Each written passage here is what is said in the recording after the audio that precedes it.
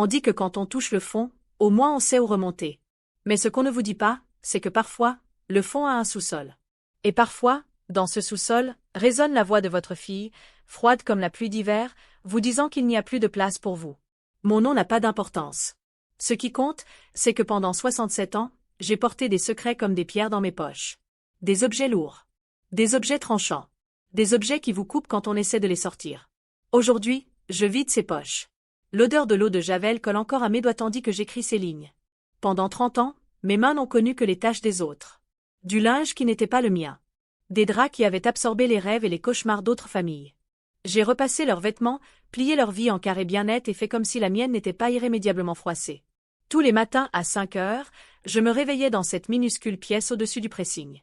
Les murs étaient fins comme du papier de soie. J'entendais Madame Laurent se disputer avec son mari à propos d'argent. J'entendais l'adolescente d'accent grave côté plairer dans son oreiller. Mais surtout, j'entendais ma propre respiration. Inspirer et expirer. Inspirer et expirer. Le rythme de la survie. Le travail était honnête. Dur, mais honnête. Mon dos se courbait comme un point d'interrogation à force de me pencher sur les machines à presser. Mes doigts craquaient à cause des produits chimiques. Mais je me disais que c'était temporaire. Je me disais que je construisais quelque chose pour mes enfants. Je me disais qu'ils comprenaient pourquoi maman ne pouvait pas toujours être là.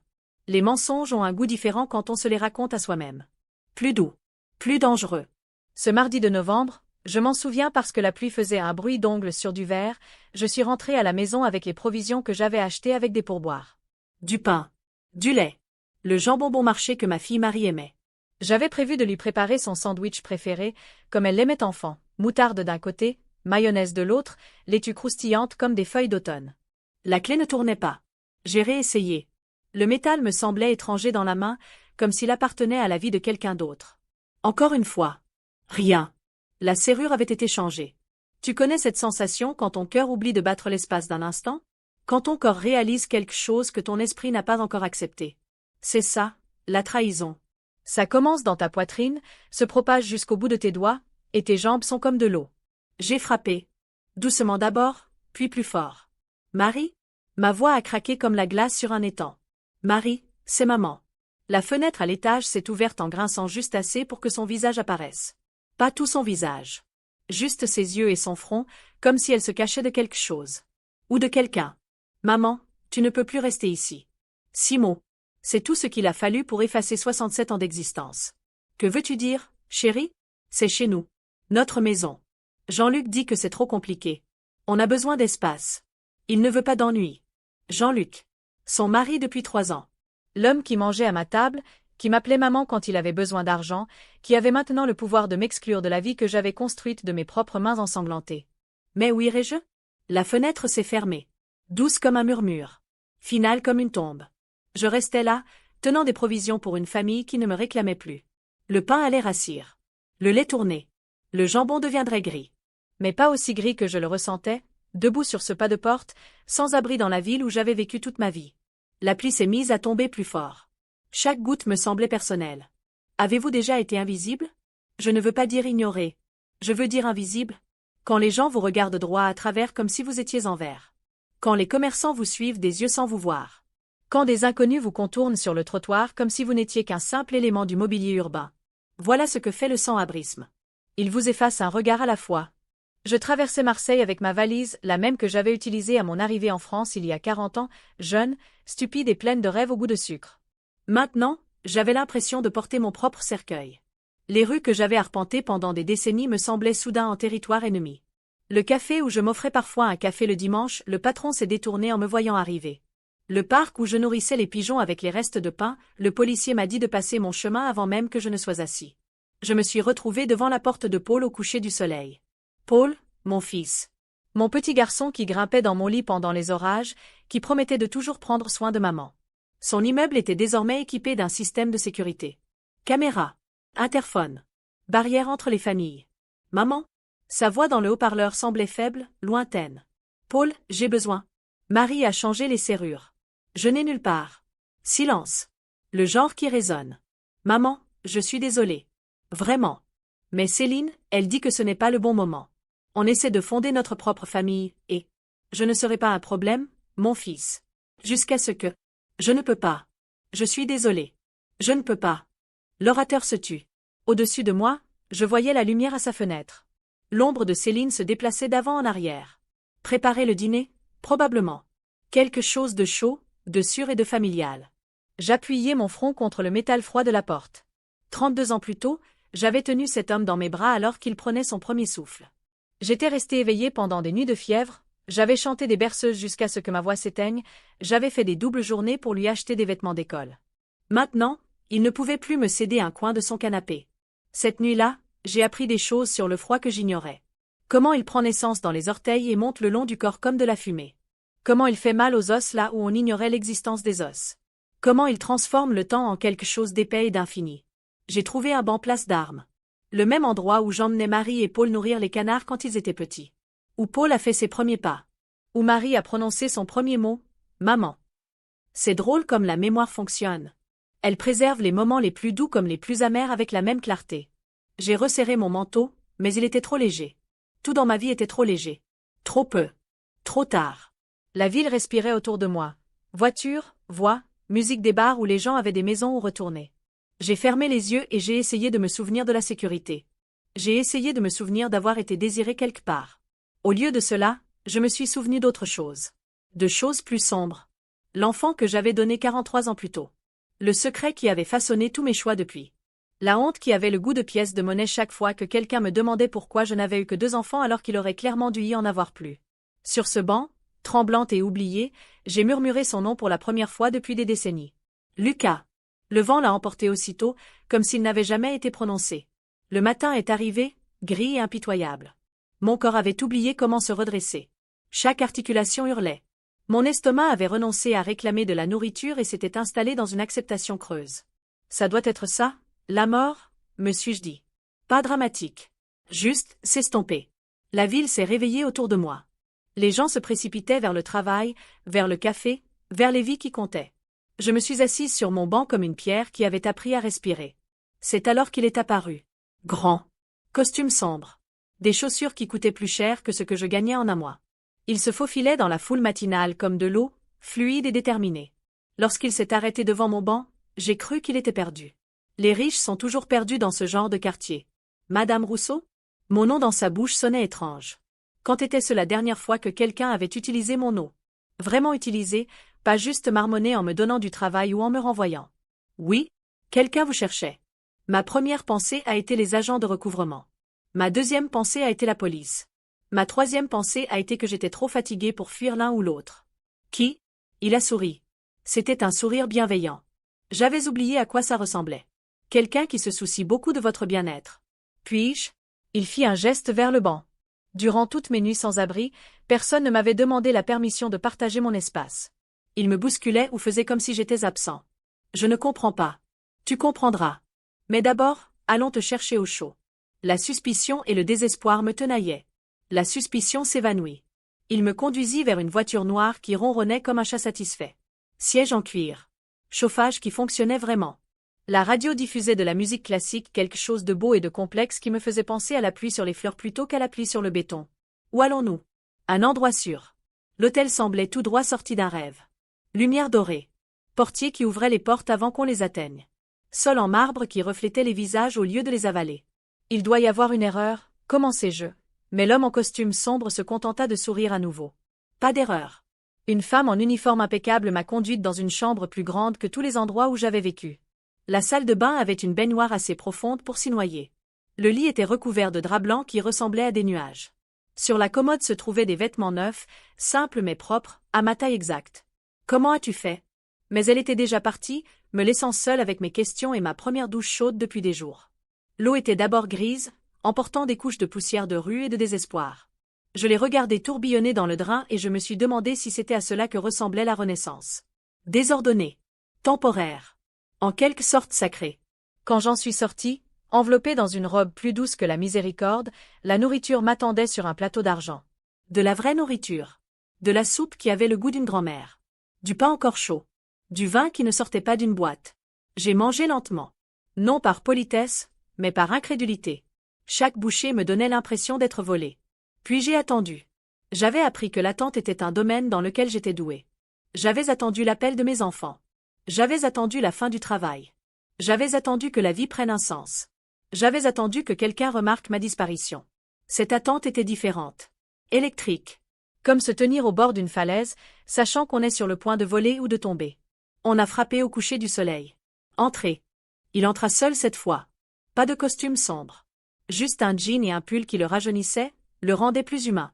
Il tenait des photos dans ses mains comme si elles étaient en verre. Madame Rousseau, puis-je m'asseoir? J'ai hoché la tête, soudain incapable de parler. Il s'est assis en face de moi, ses photos toujours serrées entre ses doigts. Pendant un long moment, Tom regardait. Il avait des yeux doux. Des yeux fatigués. Des yeux familiers. Je m'appelle Lucas Moreau. La pièce s'est inclinée. Le son est devenu liquide. Ma vision s'est brouillée sur les bords comme des aquarelles qui se mélangent. Il y a 43 ans, continua-t-il d'une voix douce comme une prière, tu as pris la décision la plus difficile qu'une mère puisse prendre. Tu m'as donné la vie. Puis tu m'as donné une chance de vivre une autre vie. Lucas. Mon bébé. Mon premier bébé. Celui que j'ai tenu 3 jours avant de signer des papiers qui m'ont déchiré le cœur. Comment as-tu fait? J'ai engagé des enquêteurs il y a 2 ans. Cela a pris du temps, mais, il a brandi les photos. Je l'ai trouvé en premier. Mon père. Notre. Il n'arrivait pas à prononcer le mot. Certains mots sont trop lourds à prononcer. Pierre. Je l'ai murmuré. Pierre Dumois. Il est mourant. Insuffisance hépatique. Quand je l'ai trouvé, il vivait dans un foyer à Lyon. Il m'a parlé de toi. Il m'a raconté ce qui s'était passé. Comme tu étais jeune. Comme tu avais peur. Les souvenirs m'ont submergé comme des vagues. 19 ans. Je travaillais dans le restaurant du père de Pierre. Pierre, 25 ans et marié, avec des mains qui savaient exactement comment faire en sorte qu'une fille se sente spéciale et inutile à la fois. Quand je lui ai annoncé ma grossesse, il m'a donné de l'argent et une adresse. Gère ça, a-t-il dit. Comme si j'étais un problème à résoudre plutôt qu'une personne qui porte son enfant. Mais je ne pouvais pas le gérer. Pas comme il avait voulu. Alors je l'ai géré de la seule façon que je connaissais. J'ai porté le bébé à terme, je l'ai aimé pendant 3 jours parfaits, puis je l'ai donné à des gens qui pouvaient lui donner ce que je ne pouvais pas. Un avenir. Je t'ai appelé Lucas, murmurai-je. D'après la lumière. Parce que même si tout était sombre, tu étais ma lumière. Il pleurait maintenant. De douces larmes silencieuses. Il m'a dit que tu n'avais jamais oublié.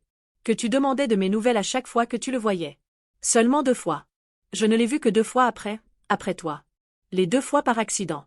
Les 2 fois, il m'a regardé sans me quitter des yeux. Il t'a suivi de près, cependant. Il savait pour Marie et Paul. Il savait pour ton travail. Il savait que tu avais des difficultés. Pourquoi ne t'a-t-il pas aidé? De la honte, je crois. De la culpabilité. Il a dit qu'il t'avait volé ta jeunesse et ruiné ta vie. Il a dit qu'il ne méritait pas d'aggraver les choses en revenant. Et toi? Pourquoi nous as-tu cherchés? Lucas a posé les photos sur la table entre nous. C'étaient des photos de moi. Des photos récentes. Moi marchant au travail, moi au marché, moi assise sur un banc de parc en train de nourrir des pigeons. Parce qu'il y a 3 mois, j'ai eu une fille. Et quand je l'ai tenue pour la première fois, je ne pensais qu'à la femme qui m'avait tenue pendant 3 jours, puis qui m'avait suffisamment aimée pour me laisser partir. La pièce était si silencieuse que j'entendais les battements de mon cœur. Je voulais te retrouver pour te remercier. Et te dire que la famille que tu m'as donnée. Ils étaient merveilleux. Aimants. Ils m'ont parlé de toi dès le début. Ils m'ont dit que ma mère biologique était courageuse et jeune, et qu'elle faisait un choix impossible. Ils ne m'ont jamais laissé te haïr. Mais quand j'ai retrouvé Pierre, et qu'il m'a raconté ce qui t'arrivait, comment tes enfants t'avaient abandonné, comment tu te tuais à la tâche pour survivre. Je n'ai pas pu le supporter. Je ne pouvais pas supporter de savoir ma mère sans abri alors que je vivais dans le confort. Je ne suis plus ta mère, ai-je dit doucement. J'ai renoncé à ce droit. Non. Sa voix était ferme. Tu m'as donné 2 mères. Celle qui m'a élevée, et celle qui m'a suffisamment aimée pour vouloir mieux pour moi que ce qu'elle pouvait me donner. Vous êtes toutes les 2 mes mères. Il a tendu la main par-dessus la table et m'a prise. Ses doigts étaient longs et forts, calleux à cause d'un travail que je ne connaissais pas encore. Je veux prendre soin de toi maintenant. Pas par pitié. Ni même par devoir. Mais parce que tu es ma famille, et la famille ne laisse pas la famille dormir sur les bancs du parc. Je ne veux pas de charité. Ce n'est pas de la charité. C'est de l'amour. 43 ans de retard, mais toujours de l'amour. L'appartement qu'il m'a trouvé était petit mais parfait. 2 pièces. Une cuisine avec une fenêtre qui captait la lumière du matin. Une chambre avec de la place pour une chaise où je pouvais m'asseoir et lire. Des murs que je pouvais peindre de la couleur que je voulais. J'ai choisi le jaune. Comme le soleil. Comme l'espoir. Pendant des semaines, j'ai traversé l'espace comme un fantôme hantant sa propre vie. Je n'étais pas habituée à avoir le choix. Que manger? Quand dormir? Laisser la lumière allumée ou laisser l'obscurité s'installer autour de moi comme un vieux manteau. Lucas me rendait visite tous les 2 ou 3 jours. Au début, j'étais formelle avec lui. Poli. Nous dansions l'un autour de l'autre comme des inconnus à une fête, discutant de la météo et de l'actualité. Petit à petit, nous avons appris à nous adapter à nos rythmes respectifs. Il était menuisier.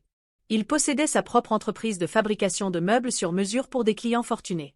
Ses mains étaient celles d'un artiste, marquées de cicatrices et fortes, capable de créer de la beauté à partir de rien. J'ai toujours aimé travailler le bois, m'a-t-il confié un après-midi, alors que nous partagions un café et des biscuits du commerce. Même enfant, mon père adoptif pensait que je deviendrais architecte, mais je voulais créer des objets que l'on puisse toucher. Des objets qui dureraient. Comme ton père biologique, ai-je dit sans réfléchir. Que veux-tu dire? Pierre. Il sculptait. Des petites figurines, des porte-serviettes, des cadres. Ses mains étaient toujours occupées. Toujours en train de créer. Lucas observait ses propres mains comme s'il les voyait pour la première fois. Je ne l'avais jamais su. Il y avait tant de choses qu'il ignorait. Tant de morceaux de lui-même qui avaient été dispersés par les circonstances et le silence. Lentement, prudemment, j'ai commencé à rassembler ces morceaux pour lui. Je lui ai parlé du rire de Pierre, comment il naissait du plus profond de sa poitrine et déferlait comme le tonnerre. Comment il chantait en travaillant, de vieilles chansons de son enfance en Normandie. Comment il avait une cicatrice au pouce suite à son premier accident de menuiserie à 12 ans. Je lui ai raconté comment il avait une cicatrice au pouce suite à son premier accident de menuiserie à 12 ans. Je lui ai raconté la nuit de sa conception, pas les détails, mais le sentiment. L'amour naissant, c'est comme se noyer et s'envoler en même temps. Comme cela rend stupide, beau et désespéré. Étais-tu heureux quand tu savais que tu me portais? J'ai pensé à mentir. J'ai pensé à le protéger de la vérité confuse. Terrifié, ai-je dit. Complètement terrifié. Mais oui, heureuse aussi. Tu as été à moi pendant 9 mois. Complètement à moi. Personne ne pouvait me l'enlever. Et après? Quand tu m'as donné? Vide. Comme si on m'avait vidé de mes entrailles et laissé vide. J'ai saigné pendant des semaines. Pas seulement mon corps. Mon âme. Il est resté silencieux pendant un long moment. L'as-tu regretté? Tous les jours pendant la première année. Puis progressivement moi. À la naissance de Marie, j'ai su que j'avais fait le bon choix. Tu avais des parents qui pouvaient tout te donner. La stabilité, l'éducation, l'amour sans désespoir. Et maintenant? J'ai regardé autour de moi dans mon petit appartement jaune. Aux meubles qu'il avait fabriqués pour moi de ses propres mains. Aux plantes que j'apprenais à entretenir. Aux livres que j'arrivais enfin à lire sans m'endormir d'épuisement. Maintenant, je me dis que Dieu a peut-être le sens de l'humour. Peut-être a-t-il toujours voulu que tu prennes soin de moi. Peut-être a-t-il simplement fallu 43 ans pour que la boucle se referme. Les nouvelles vont vite dans les familles, surtout les mauvaises nouvelles et les bonnes surprises. Marie a appelé en premier. Maman, je t'ai vue à la télévision. Avec un homme. Qui était? J'étais assise dans ma cuisine jaune, la lumière du matin filtrait à travers les fenêtres propres, quand le téléphone a sonné. Mon téléphone. Le premier téléphone qui n'ait jamais appartenu qu'à moi. C'était Lucas. Lucas qui? Maman, les gens parlent. Ils disent que tu vis avec un homme riche. Ils disent quoi? Silence. Puis, doucement, ils disent que tu as trouvé un sugar daddy. J'ai ri. J'ai vraiment ri. Le son semblait rouillé mais réel. Oh, ma chérie. Si seulement tu savais. Alors dis-moi. Explique-moi. Alors je l'ai fait. Je lui ai tout raconté. Pour Pierre. Pour la grossesse. Pour les 3 jours où j'ai tenu son frère aîné avant de signer des papiers qui m'ont brisé le cœur pour sauver son avenir. Pour la façon dont ce frère m'avait trouvé endormi sur des bancs du parc et avait décidé que la famille était plus importante que le sang. Marie a pleuré. De vilaines larmes qu'elle a essayé de cacher, mais en vain. Maman, je suis tellement désolée. Pour les serrures. Pour Jean-Luc. Pour t'avoir fait partir. Pourquoi l'as-tu fait? Parce qu'il a dit que tu devenais un fardeau. Que tu ne partirais jamais si on ne te forçait pas à partir. Qu'il fallait d'abord penser à notre famille. Et tu étais d'accord? Encore du silence. J'avais peur, maman. Peur de devenir toi. Peur de travailler jusqu'à la mort sans rien à montrer. Jean-Luc a des projets pour nous. De grands projets. Il a dit que prendre soin de toi nous freinerait.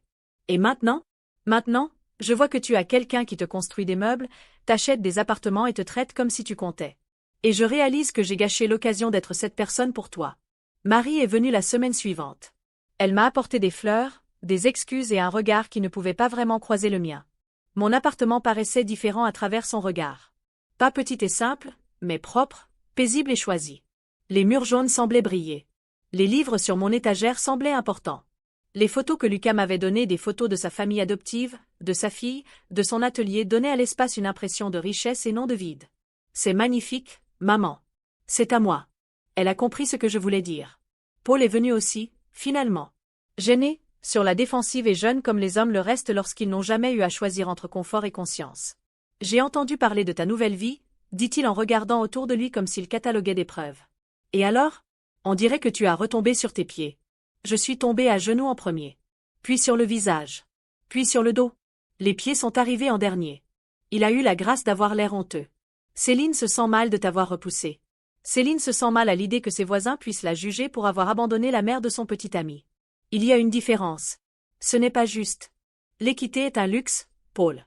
Comme des draps propres, un café le matin et savoir que quelqu'un répondra à votre appel. Certains d'entre nous ne peuvent pas se le permettre. Mais je n'étais plus en colère. La colère est épuisante, et j'avais appris à économiser mon énergie pour de meilleures choses. Tu es mon fils, continuai-je. Non pas parce que tu l'as mérité, mais parce que je t'ai porté, élevé et aimé même quand tu ne pouvais pas m'aimer en retour. Cela ne change pas. Mais cela ne l'excuse pas non plus. Il hocha la tête. Mon petit garçon, qui apprend à être un homme à 32 ans. On peut réessayer? On n'a jamais cessé d'essayer, mon fils. Tu as juste arrêté de venir. La productrice de télévision m'a trouvé grâce à Lucas. Elle était jeune, enthousiaste et pleine de cette énergie qui naît de la conviction qu'on peut changer le monde avec la bonne histoire. Madame Rousseau, votre histoire est incroyable. Inspirante. Nous aimerions la partager avec nos téléspectateurs. J'ai failli dire non. L'intimité était devenue précieuse pour moi. Les matins calmes dans ma cuisine jaune. Les après-midi à lire dans mon fauteuil près de la fenêtre. Les soirs où Lucas appelait juste pour prendre de mes nouvelles, sa fille babillant en arrière-plan. Mais j'ai ensuite pensé à d'autres femmes. D'autres mères dormant sur des bancs parce que leurs enfants avaient décidé que l'amour était conditionnel. D'autres familles déchirées par la honte, le silence et la cruelle mathématique de qui mérite d'être soignées. Que veux-tu que je dise? Dis simplement ta vérité. Le studio était plus petit que prévu. Des lumières vives qui donnaient un aspect artificiel à tout. Des caméras qui fixaient le vide comme des yeux mécaniques. Mais la journaliste, Claudine, avait un visage bienveillant et des mains qui bougeaient quand elle parlait, comme si elle dirigeait un orchestre invisible. Parle-nous de la nuit où tu t'es retrouvé enfermé dehors. Alors je l'ai fait. Je leur ai parlé des serrures changées et de la fenêtre fermée. De la pluie, de la valise et de cette lente marche dans les rues où je ne me reconnaissais plus. Quel a été le plus dur? Ni le froid, ni la faim. L'invisibilité. Devenir quelqu'un que l'on contourne plutôt que quelqu'un qu'on voit. Et ton fils? Celui qui t'a trouvé? Lucas m'a appris la différence entre la charité et l'amour. La charité rapetisse. L'amour grandit. Que dirais-tu aux familles qui regardent ça? Aux enfants qui pourraient avoir des difficultés avec leurs parents vieillissants? J'ai regardé droit dans la caméra. J'ai imaginé tous les salons où les gens dînaient, pliaient le linge ou évitaient les conversations difficiles. Je dirais que la famille n'est pas un fardeau que l'on porte. C'est une fondation que l'on construit. Pierre après pierre. Choix après choix. Et parfois, cette fondation se fissure. Parfois, il faut la réparer. Mais on ne la répare pas en s'éloignant. On la répare en étant présent. Chaque jour. Même quand, surtout quand, c'est difficile. Et aux mères? À ces mères, je dirais, vos secrets sont plus lourds que vous ne le pensez. Votre honte ne protège personne. Et vos enfants sont plus forts que vous ne l'imaginez. Confiez-leur votre vérité. Ils pourraient vous surprendre. Après la diffusion de l'interview, des lettres sont arrivées. Des dizaines. Des femmes m'écrivent pour me remercier d'avoir parlé. Des enfants écrivent pour s'excuser auprès de parents qu'ils ont abandonnés. Des familles écrivent pour dire qu'elles essayaient à nouveau. Je les lis toutes. 1 an plus tard, je suis assise dans ma cuisine jaune, regardant la lumière du matin peindre des motifs sur le mur. Le téléphone sonne, Marie m'invite à dîner le dimanche. Le vrai dîner, où nous cuisinons ensemble et discutons des assaisonnements, et où les petits-enfants grimpent sur mes genoux pour écouter des histoires sur l'enfance de leur mère. Paul passe le samedi maintenant. Il amène Céline et leur nouveau bébé, une petite fille aux yeux noirs comme l'eau et à la poigne assez forte pour garder espoir. Ils l'ont appelée Lucille. D'après la lumière. D'après Lucas. D'après le fil qui nous relie tous. Lucas vient le mercredi. Généralement avec des copeaux de bois dans les cheveux et des histoires sur les dernières aventures de sa fille. Elle marche maintenant, titubant entre les meubles comme une petite personne ivre, intrépide et déterminée. Elle a ton côté têtu, me dit-il. Bien. Elle en aura besoin. Pierre est mort il y a 3 mois. Discrètement, dans l'hospice où Lucas l'avait transféré. Je suis allée à l'enterrement, non pas pour Pierre, mais pour la jeune fille que j'étais.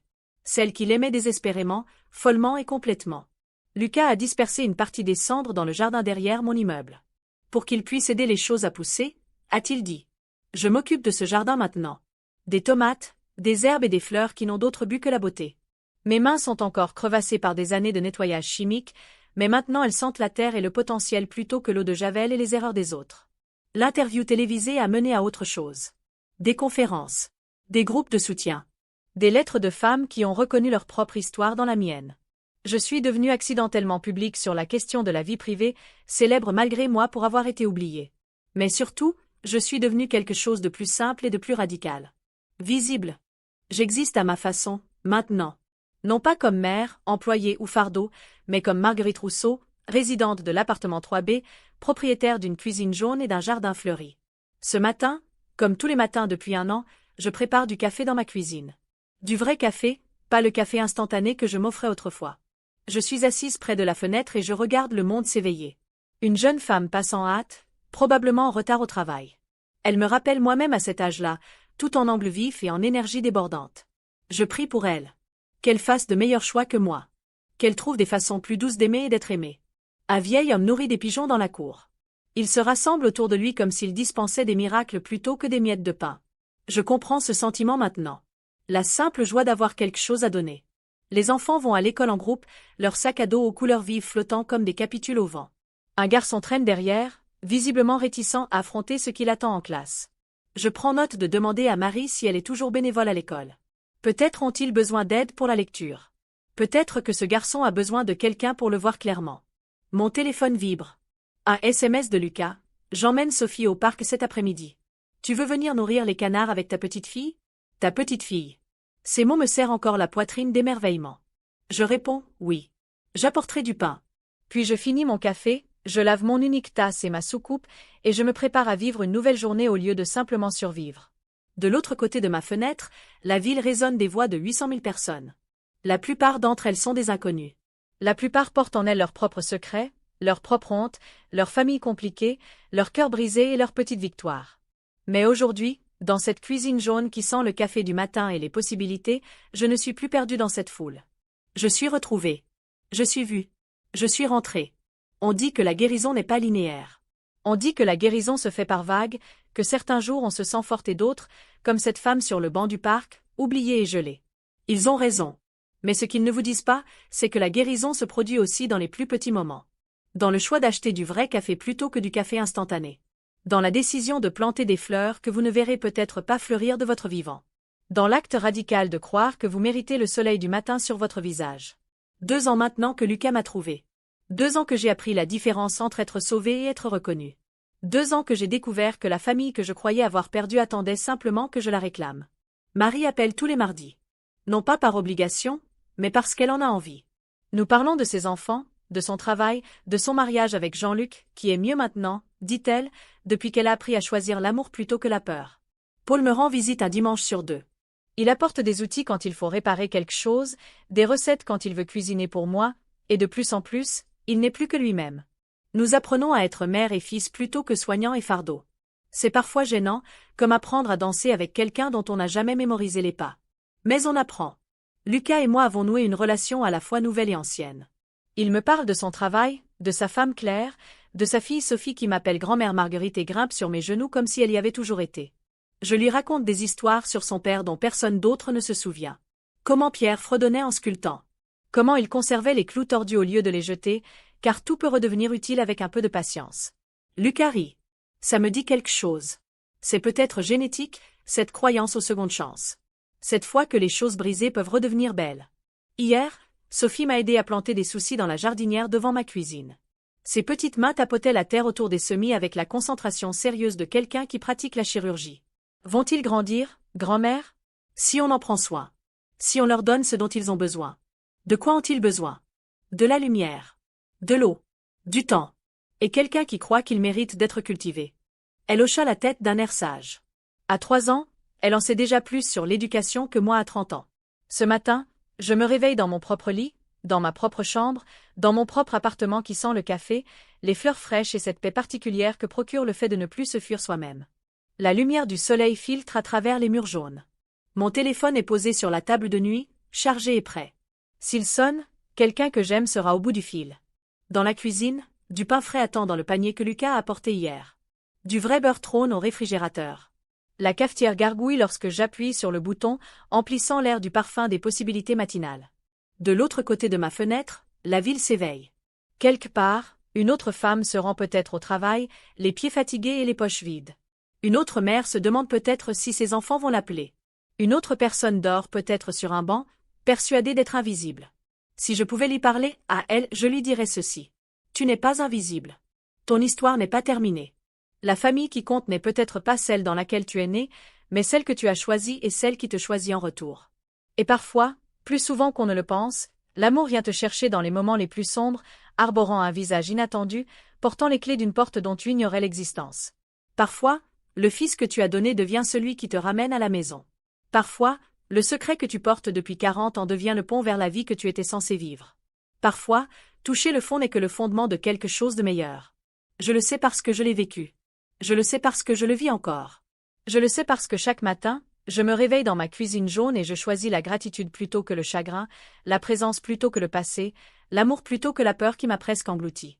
Je m'appelle Marguerite Rousseau. J'ai 70 ans.